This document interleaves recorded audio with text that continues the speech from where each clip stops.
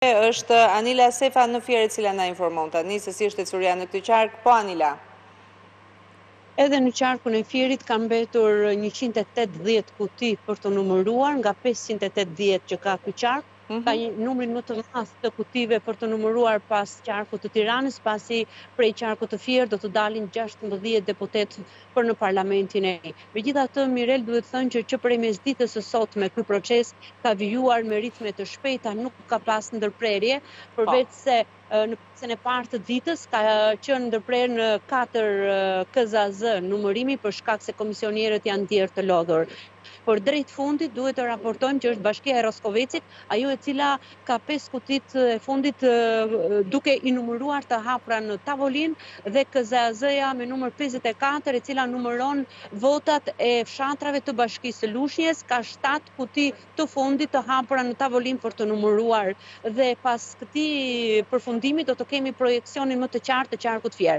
Megjithatë, Mirel, duhet thënë që deri tani në të gjitha kutitë e numëruara në qarkun e Fierit, dominante është Partia Socialiste. Zakonisht edhe në zgjedhjet e tjera duke ju rekruar dhe 2017-s, të cilat ishin zgjedhjet e fundit, Partia Socialiste gjithmonë ka dominuar në qarkun e Fierit në çdo kuti numërimi. Por ndryshe nga ato zgjedhje, 2021 na jep një tjetër projekcion. Është diferenca midis Partisë Socialiste dhe Partisë Demokratike është ngushtuar.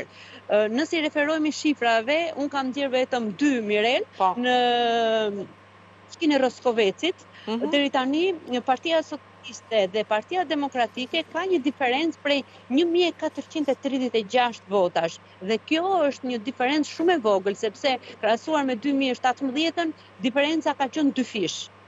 Po kështu edhe për Bashkinë e Qytetit të Lushnjës, Mirel, diferenca midis Partisë Demokratike dhe asaj Socialiste është me 4273 vota. Këto janë shifra të dala tani në këtë moment që ne po flasim, duke pasur parasysh që ka ende 180 kuti për të numëruar. Por këtë vit, ashtu si kundër në të gjithë Shqipërinë, në qarkun e Fierit, ka një numër të madh votash të pavlefshme.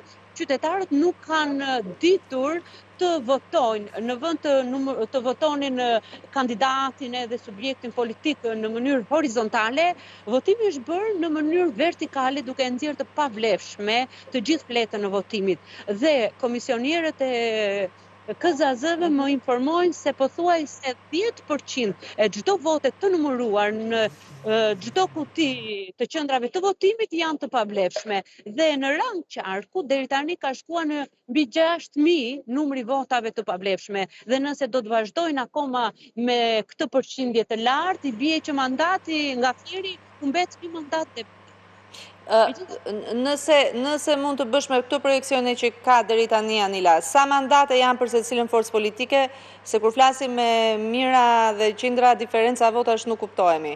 Do të thotë që deri tani sa mandate prodhohen? Dhe për kë?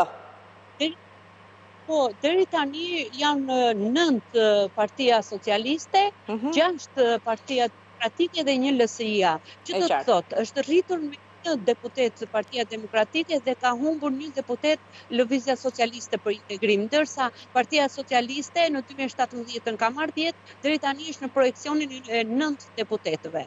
Qartë, mirë, faleminderit. Isha me Anila Sefën, e cila na solli projekcionin e deri tanishëm në Fier, ajo që bie